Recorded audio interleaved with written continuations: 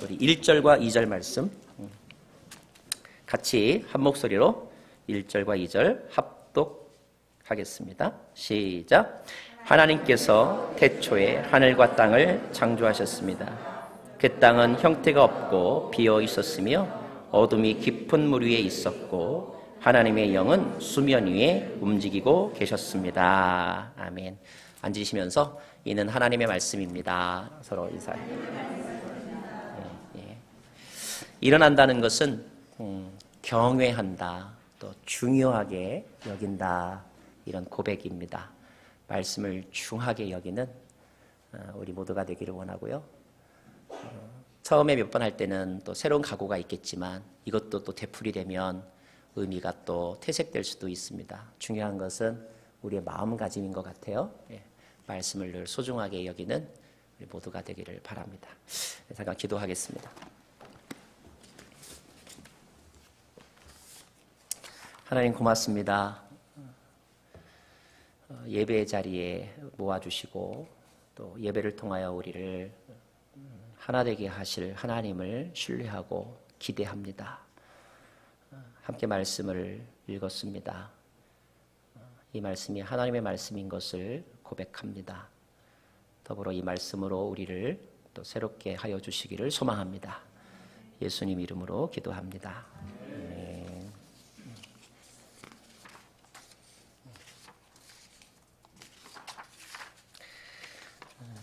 어떤 드라마가 인기를 얻기 위해서는 몇 가지 극적인 요소가 있어야 한다고 하더라고요. 그 중에 하나는 사랑 이야기가 있어야 된대요. 사랑 이야기를 빼면 인기가 없답니다. 두 번째로는 주인공이 고난을 겪어야 된대요. 그래서 어떤 고난인 경우에는 불치병일 수도 있어요. 또 하나의 요소가 있는데 그 드라마가 인기가 있으려면 출생의 비밀을 다루어야 한답니다. 왜 출생의 비밀이 중요할까요? 그것은 단지 과거의 일만이 아니기 때문에 그래요. 그것은 주인공의 정체성을 다루는 이야기이기 때문에 그렇습니다. 출생의 비밀은 그 사람의 인생의 시작을 다루는 거잖아요. 누구의 자식인가, 또 태어날 때 어떤 일이 있었는가, 그 출생의 비밀에 따라서 주인공의 오늘이 확 달라질 수 있습니다.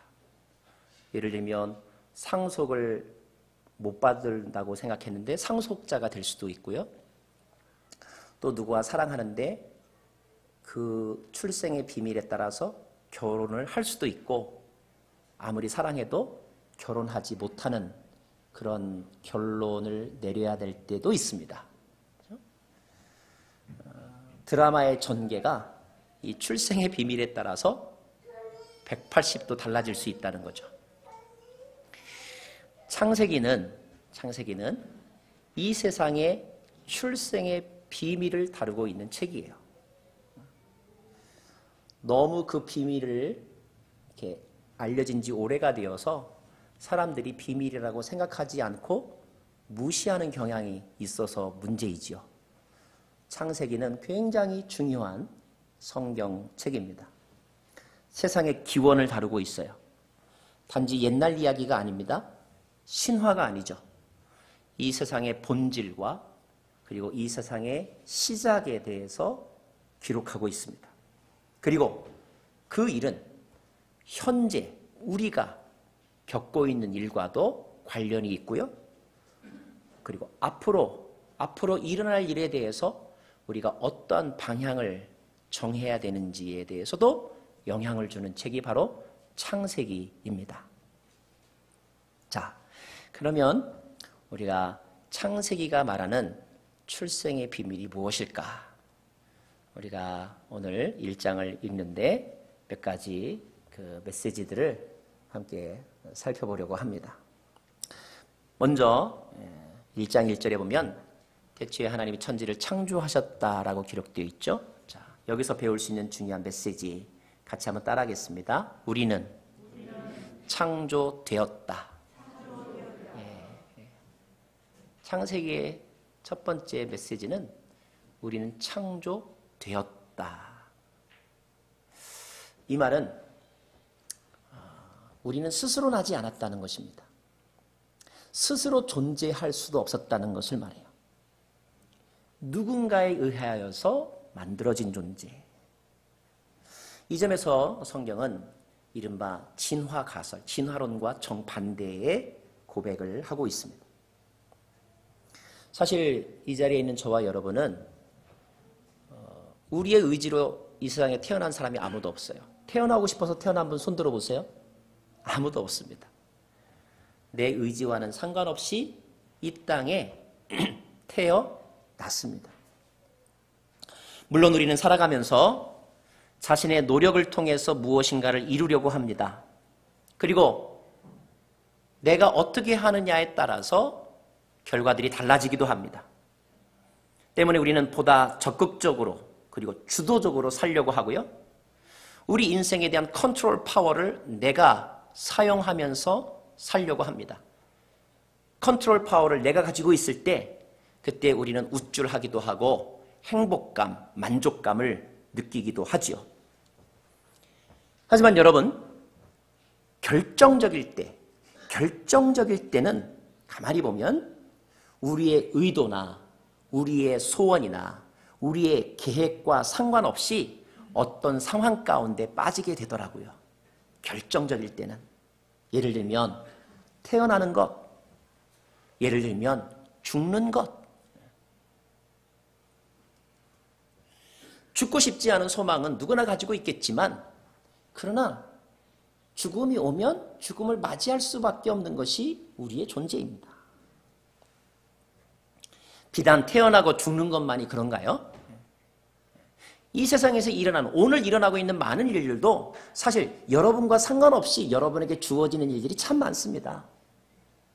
그게 우리는 기분 나쁘죠. 불쾌합니다. 그래서 분노하기도 하고 거부하기도 하죠. 하지만 여러분, 어떤 것은 우리가 좋아하느냐 싫어하느냐에 상관없이 마치 운명처럼 우리에게 주어지기 때문에 받아들여야만 하는 것, 그런 것들이 있다는 거예요. 아니, 그것이 원래 우리의 본질이라는 것입니다. 아무리 몸부림쳐도 본질적으로 인생은 수동태예요. 창세기를 통해서 배워야 될 것이 무엇일까요? 내 뜻대로 되지 않는 순간이 있다는 것. 세상이 내 뜻대로 움직이지 않는다는 것.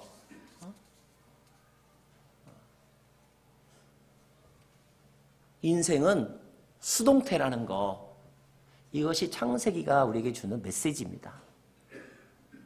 자, 그러면 우리를 여기에 있게 한 존재는 누구인가? 내가 여기 있다는 말은 누군가가 나를 여기 있게 했다는 뜻이잖아요. 생물학적으로는 우리의 부모님이겠죠. 부모님이 나한테 물어보지도 않고 본인들끼리 사랑을 해가지고 나를 이렇게 만들었어요. 기분 나쁘죠? 나한테 물어보지도 않고 나를 만들었어요. 그러나 그것은 거부할 수 없는 실제, 현실이라는 것입니다. 자, 그 부모님을 내 눈으로 어려서부터 보았느냐 보지 않았느냐, 이것은 중요하지 않아요. 그 부모님이 지금 살아있기도 하고 또는 내가 태어나기 전에 돌아가셔서 내가 한 번도 본 적이 없을 수도 있겠지만 분명한 것은 그 부모님이 있기 때문에 내가 오늘 여기에 존재한다는 것. 그러므로 오늘의 나는 무엇을 증명하는 거예요? 부모님의 존재를 증명하는 것입니다. 마찬가지로 세상이 그리고 우리가 여기 있다는 것은 무엇을 증명하는 거예요? 창조자가 있다는 것을 증명해 주는 것입니다. 창조주의 가장 확실한 증명은 오늘 나예요, 나. 자, 그 창조자에 의해서 만들어진 존재를 피조물이라고 하는데 그 창조자는 피조물보다 크십니다. 그 피조물보다 먼저 계셨습니다. 그 피조물보다 위대하십니다. 피조물은 창조주를 다 이해할 수 없습니다. 피조물은 창조주를 다 경험할 수 없습니다. 피조물은 창조주를 다 알 수도 없습니다. 성경은 그 창조자의 이름을 하나님이라고 가르쳐주고 있어요. 그 하나님이라는 말의 히브리어가 뭐냐 하면 한번 따라해 보실래요? 엘로힘. 예, 엘로힘이라는 단어가 하나님이라는 단어입니다. 로마서 11장 36절 말씀에 같이 읽겠습니다. 시작. 만물이 그분에게서 나오고 그분으로 인해 있고 그분에게로 돌아갑니다.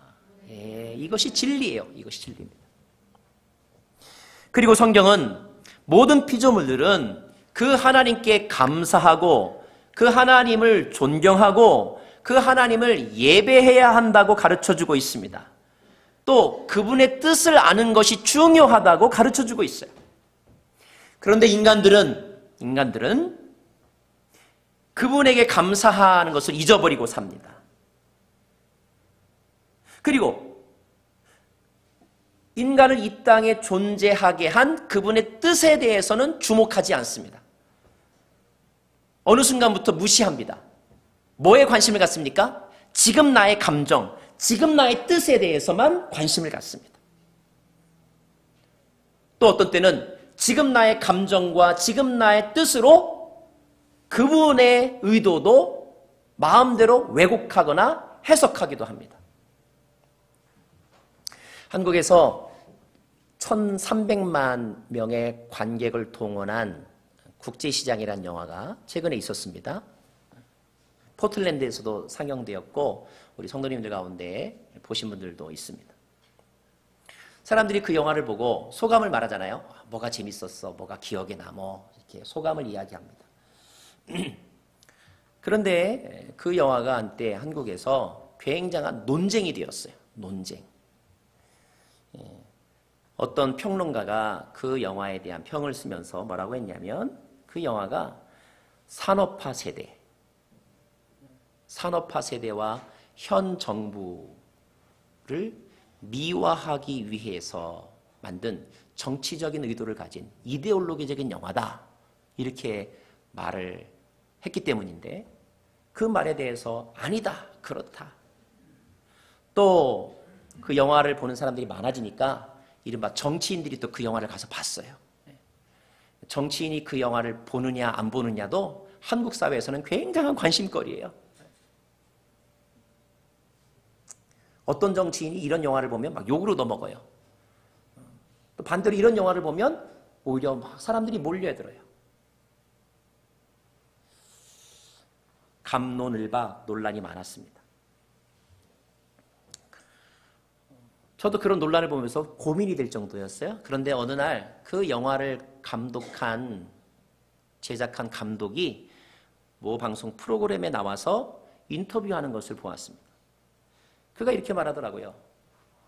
이 영화가 이렇게 논쟁이 되는 것 때문에 매우 당혹스럽다라고 말하면서 자기는 자기의 부모님을 생각하면서 10수년 전에 이런 영화를 한번 만들어야 되겠다라고 계획했고 오랜 시나리오 작업 끝에 이렇게 영화를 만들었다고 말하면서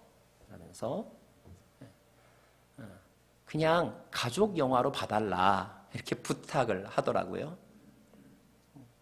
정치적인 영화가 아니라는 것입니다. 정치적인 논쟁을 정치적인 의도를 가진 게 아니라고 감독이 자신의 입으로 말한 것이에요. 자, 여러분, 우리가 어떤 작품을 이해하는 데 있어서 중요한 것은 원작자의 의도를 아는 것입니다. 물론 어떤 작품을 만들어서 관객들에게 던지고 나면 해석은 관객의 몫입니다. 그야말로 해석은 자유예요. 자기 뜻대로 해석할 수 있어요. 그러나 그 작품이 의미하는 원래의 뜻에 더 정확하게 해석하려면 적어도 그것을 만든 사람이 어떠한 동기로 어떤 목적으로 그것을 만들었는지에 대해서 들어봐야 한다는 것이죠. 그 부분을 중요하게 여겨야 한다는 것입니다. 창세기가 중요한 이유는 하나님이 이 세상을 창조하고 툭 던져버리고 너네들끼리 알아서 살아 이렇게 던져놓은 물건이 아니라는 것입니다. 창세기에는 이 세상을 창조하신 하나님의 의도와 목적이 분명하게 나와 있다는 거예요. 창세기는 개인주의가 아니라 하나님 중심적인 생각을, 하나님의 목적, 우선적인 해석을 해야 된다고 가르쳐주고 있습니다. 사랑하는 여러분, 개인의 감정과 개인의 배움, 개인의 지식, 개인의 경험이 참 중요하지만 그러나 결정적인 때에 우리가 잊지 말아야 될 것은 우리의 감정이나 해석보다 하나님의 감정과 하나님의 뜻이 더 중요하다는 것을 잊지 말아야 한다는 거예요. 이것이 신앙인 것입니다. 이것이 하나님 나라인 것이에요. 현대 기독교의 가장 큰 바이러스, 장애물이 무엇입니까? 개인주의와 상대주의라고 말하죠. 나의 눈으로 세상을 해석하지 말고 하나님이 지으신 목적대로 세상을 해석할 수 있는 마음 자세, 그것을 오늘 창세기는 가르쳐주고 있는 것입니다. 자, 그렇다면 1장을 통해서 배울 수 있는 창조의 특징이 뭘까요? 자, 먼저 우리 1절을 다시 한번 같이 읽겠습니다. 창세기 1장 1절, 아주 매우 중요한 말씀이죠. 읽습니다. 시작. 태초에 한 번 더 읽겠습니다. 시작. 하나님께서 태초에 하늘과 땅을 창조하셨습니다. 히브리어 원어로 제가 읽어드리면 우리 1:1 제자의 성경 파트에 있죠. 잘 모르는 글자 두 문장이 있는데 하나는 히브리어로 쓰여진 거고 하나는 헬라어로 쓰여진 거예요. 그 히브리어로 쓰여진 게 창세기 1장 1절이고요. 헬라어로 쓰여진 게 요한복음 3장 16절 말씀인데 여러분 잘 못 읽잖아요. 그죠? 제가 여러분에게 그 토를 달아드릴게요. 앞에 있는 것들 읽으시면 돼요. 한번 읽어보겠습니다. 시작. 베레시트 바라 엘로힘 에트 샤마임 에트 에레츠. 대단하십니다. 네. 자, 여러분은 고대 히브리어로 창세기 1장을 읽으신 거예요. 한 번 더 읽을까요? 시작. 베레시트 바라 엘로힘 에트 샤마임 에트 에레츠. 베레시트라고 하는 말은 in the beginning 이란 뜻이고요. 바라라고 하는 말은 create라는 말이고요. 엘로힘은 God이라는 말이고요. 에트 샤마임, 샤마임은 하늘, sky. 에레츠라고 하는 말은 땅 이런 말입니다. 자, 이 말씀은 성경 66권의 제일 첫 번째 나오는 말씀이죠.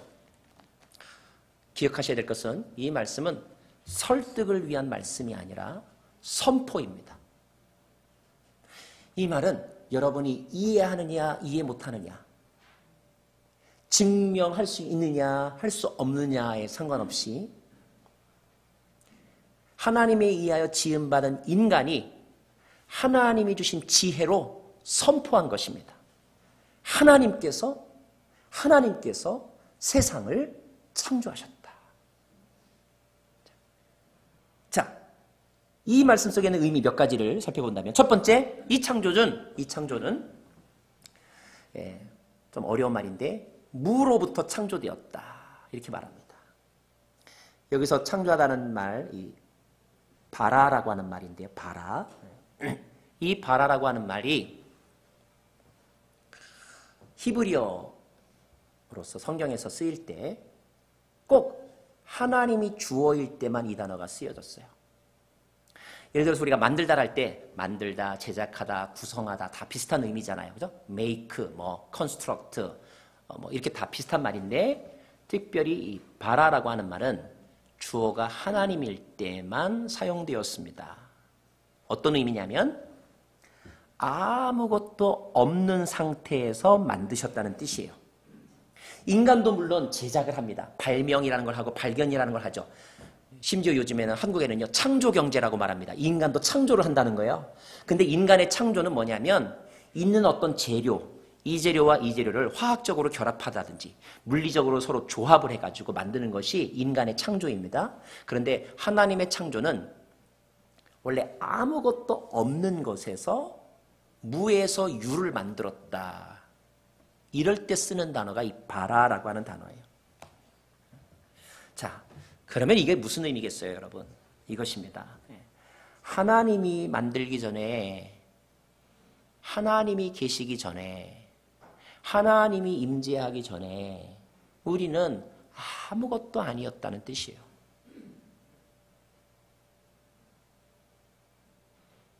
하나님이 함께 하심으로 역사가 시작이 되었다는 것입니다.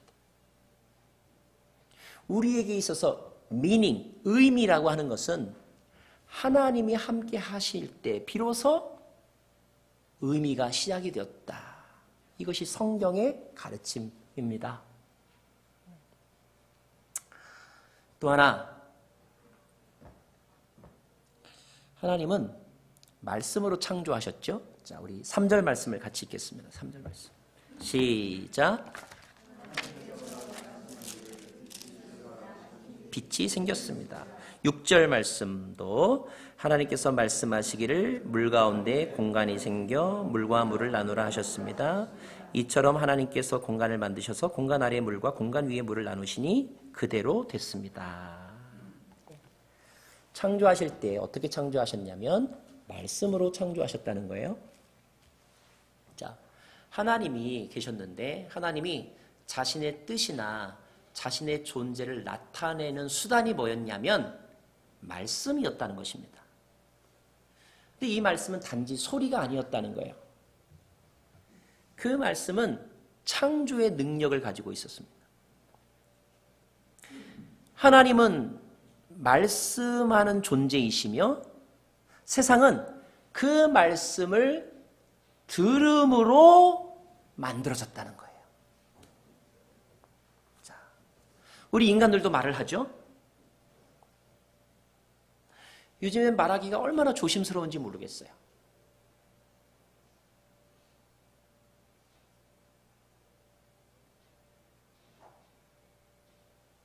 자, 하나님의 사람들의 말은 꿈을 꾸게 합니다. 깨달음을 줍니다. 위로를 줍니다. 그런데 죄로 오염된 사람들의 말은 실망을 시키죠. 분열을 시킵니다. 낙담하게 합니다.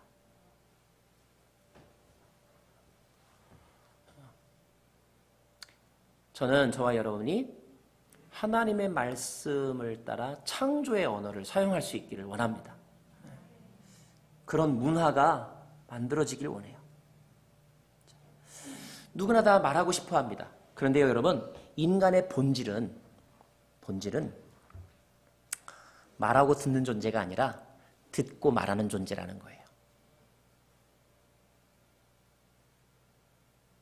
듣고 만들어진 존재가 인간이고 들은 것을 말하는 존재가 인간입니다. 인간은 뱃속에서부터 엄마의 심장 소리를 뭐합니까? 듣지요. 태어나면 엄마의 말을 듣습니다. 물론 처음에는 의미 없이 들을 거예요. 그러나 시간이 지나면서 의미가 생기게 되죠. 제가 얼마 전에 한 영상을 봤는데 이 아이는 태어나면서부터 청각 능력이 없었던 아이예요.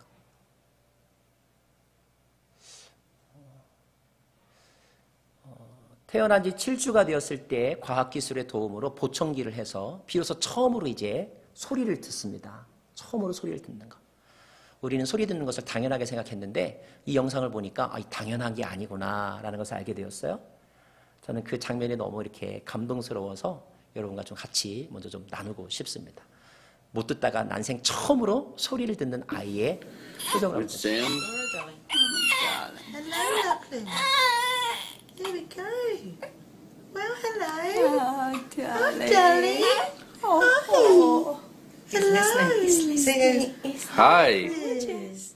oh, look, Hi. he's smiling. Lachlan. Hello. Hello, Oh, darling. look, he's smiling. He's smiling. I told you Oh, it's not so darling. bad once you see their Hi, response. dear. He's smiling, Oh, sweetheart. isn't that Sorry, lovely? Alice. Hello, darling. Oh, darling. Hello. You're smiling. Can you hear? Amazing. Isn't it amazing? Hi. Now I'm just Hi. going to clap, make sure it's not too loud. Ready, Lachlan? See how he blinks a little bit?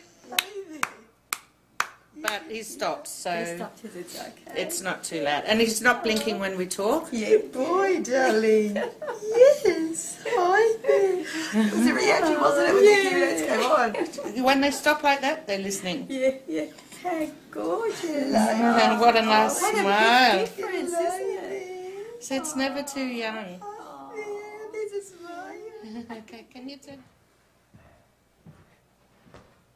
우리 가운데는 이런 고통을 경험한 적이 없기 때문에 듣는 것이 너무나 자연스럽다고 생각했지만 사실은 자연스러운 게 아니잖아요. 처음으로 이 세상이 또 처음으로 지음받은 인간이 하나님의 어떤 소리를 들었다고 한번 상상해 보세요. 자, 이제 저 아이는 저 소리를 반복해서 들으면서 나중에 그 소리에서 말을 듣게 될 것입니다. 그러면서 자기가 누구인지를 알아가게 될 것이고 가치관을 형성해 가게 되겠죠. 이 세상, 인간뿐만 아니라 모든 우주 만물도 하나님의 말씀을 들으면서 시작이 되었다는 거예요. 듣는 것이 먼저라는 것입니다. 우리의 불행이 무엇인지 아세요? 우리는 하고 싶은 말이 너무 많다는 거예요.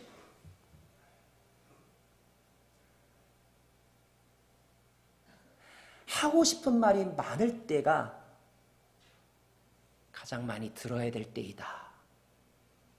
저는 창세기를 묵상하면서 그런 교훈을 얻습니다. 역사는, 새로움은 들음에서부터 시작되는 것이다. 무엇을? 하나님의 말씀을. 그 하나님의 말씀이 우리를 살리는 것이다. 세 번째, 우리 2절 말씀을 같이 읽겠습니다. 2절 읽겠습니다. 시작. 그 땅은 형태가 없고 비어 있었으며 어둠이 깊은 물 위에 있었고 하나님의 영은 수면 위에 움직이고 계셨습니다. 여기 어둠이란 말이 있고 비어 있다는 말이 있고 형태가 없다는 말이 있습니다. 한 2년 전인가요? 캐나다 원주민들 아울리치 갔었을 때 그 집들을 방문한 적이 있었어요. 집의 크기는 우리가 사는 것과 크게 다르지 않았습니다. 근데 집 안에 들어가 봤을 때 제가 참 많이 놀랐어요. 뭐냐면 없는 물건은 없이 다 있는데요. 그 물건들이 한마디로 뒤죽박죽. 입구에, 복도에, 막 화장실 앞에, 거실에 산더미처럼 쌓여 있는 거예요. 창조되기 전의 상태는 혼돈과 무질서였고요. 공허함이었어요. 그런데 하나님은 이 창조의 과정을 보면 그 모든 것들을 뒤죽박죽이 되었던 것들을 질서로 바꾸어 가시는 것을 알 수가 있습니다. 그리고 조화롭게 하셨어요. 3절부터 23절까지의 말씀을 보면 첫째 날, 둘째 날, 셋째 날, 넷째 날, 다섯째 날의 창조의 순서를 쭉 다루고 있는데 그냥 제가 요약을 해서 여러분에게 보여드리면 이렇게 되어 있습니다. 도표를 보시면 자, 첫째 날 뭐를 만들었다고 그랬어요? 빛이요. 저 빛은 태양빛이 아니고 태양보다 더 근원적인 빛을 말합니다. 우주와 빛을 만들어요. 둘째 날, 셋째 날. 그리고 넷째 날, 다섯째 날, 여섯째 날 만드셨는데 넷째, 다섯째, 여섯째 날의 것들은 첫째, 둘째, 셋째가 이미 만들어져야 가능한 것들이라는 것을 알 수가 있어요.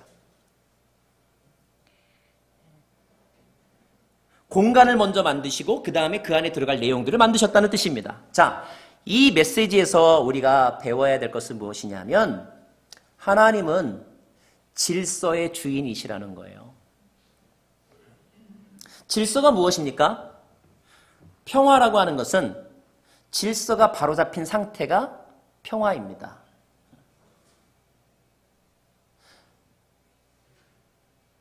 모든 것의 질서가 바로잡힐 때 비로소 평화가 오는 거죠. 성 어거스틴은 우리의 사랑에도 질서가 있다고 말합니다. 사랑의 질서, first, 하나님을 사랑하고, second, 사람을 사랑하고, 셋째, 이 모든 피조물들을 사랑하는 것이 창조의 사랑의 질서이다. 이 질서가 뒤죽박죽이 되면 거기에서 범죄가 일어나고 혼란이 일어나는 것이죠.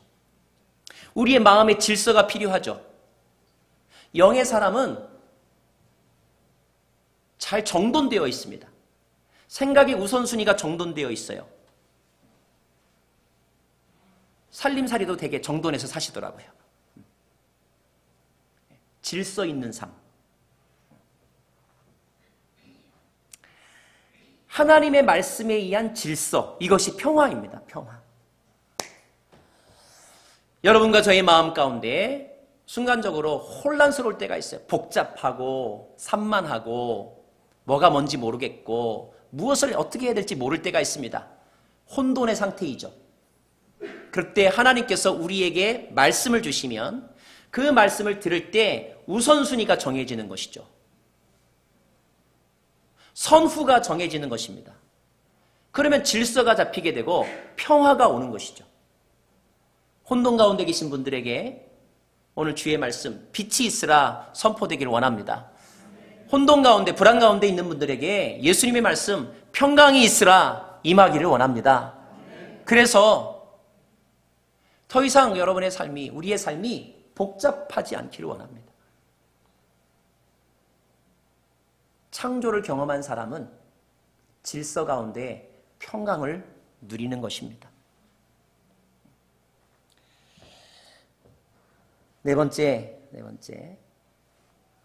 하나님은 가치, value를 창조하셨어요. 자, 우리 4절 말씀 같이 읽을까요? 4절. 시작. 하나님께서 보시기에 그 빛이 좋았습니다. 그랬습니다. 10절 말씀 보면 하나님께서 이물을 땅이라 부르시고 모이물을 바다라 부르셨습니다. 하나님께서 보시기에 좋았습니다. 12절에도 하나님이 보시기에 좋았습니다. 18절에도 하나님이 보시기에 좋았습니다. 이런 말이 나옵니다. 여러분, 우리는 살아가면서 어떤 것을 보면은 좋다, 아름답다, 굿이라고 말하고 어떤 것에 대해서는 나쁘다, bad 또는 싫다 이렇게 말합니다. 자, 도대체 우리는 언제부터 왜 이건 좋고 왜 이건 싫어졌습니까? 언제부터 그리고 무엇 때문에 이거는 좋은 거고 저거는 나쁜 것이 되었습니까? 그 좋고 나빠하는 그 밸류, 가치 판단을 파고 들어가 보면 그 가치 판단이 어디부터 나왔는지 아세요? 예, 하나님께서 지으신 모든 것에 대해서 좋아하셨다. 굿. 여기에서 비롯된 것임을 우리가 알게 됩니다. 하나님은 세상만을 만드셨을 뿐만 아니라 그것에 대한 밸류, 가치를 만드셨다는 거예요. 좋은 것과 그렇지 않은 것을. 자, 무엇이 좋은 것입니까? 오늘 말씀 보니까 빛이 좋아요? 또 식물이 좋아요? 종합적으로 말하면 하나님이 만드신 것이 좋은 것입니다. 하나님으로부터 온 것이 좋은 것이에요. 반대로 하나님으로부터 오지 않은 것은 좋지 않은 것입니다. 그것을 우리는 나쁘다라고 말하죠. 죄를 뭐라고 정의하냐면 선이 아닌 것, 이것이 바로 죄입니다. 자, 무엇이 좋은 것입니까? 하나님이 만드시고 하나님이 내게 주신 것이면 좋은 거예요. 하나님은 그것을 아름답다, 좋다라고 말씀하셨습니다. 여러분이 마음에 들기 때문에 좋은 거 아니고요. 여러분의 생활에 편리하기 때문에 좋은 거 그게 아니고 가장 본질적인 것은 선하신 하나님이 만드신 것이기 때문에 좋은 것이라는 것입니다. 그리고 하나님이 그것을 좋다라고 가치를 부여하셨기 때문에 그것이 좋은 것이라는 거예요. 인간이 선악과를 따먹었다는 것은 무엇을 말합니까? 선과 악을 하나님에 의해서 정하지 않고 자기가 정했다는 뜻입니다. 그래서 어느 순간부터 인간이 하나님은 좋다라고 좋은 것으로 만드셨는데 에이 싫어, 기분 나빠, 몹쓸 것, 형편없는 것, 싫어, 이렇게 인간이 자기 의지로 가치를 판단하게 되었죠. 속은 후련해졌는지는 모르지만 그 마지막은 더 큰 불행이고 죽음에 이르게 되었다는 것입니다. 자기 자신에 대해서도 마찬가지입니다. 생명에 대해서도 마찬가지입니다. 하나님이 이 땅에 태어나게 하신 것은 그 자체로 아름답고 선하고 귀한 것이에요. 내가 귀한 것은 다 여러분 자신을 귀하다고 여기잖아요. 내가 귀한 것은 하나님이 여러분을 만드셨기 때문에 귀한 것이죠. 그런데 왜 우리는 어느 순간부터 내가 귀하다는 것을 의식하지 않고 못생겼다, 불행하다, 비참하다, 왜 이런 생각, 이런 가치로 자기를 바라보고 있는 것일까요? 왜 자연스러운 것을 구식이라고 말하고 인공적인 것을 세련되다고 말하면서 그것을 추구할까요? 정말 인공적인 것이 더 세련되고 좋은 것일까요? 성경에 의하면요, 처음 것이 제일 좋은 것입니다.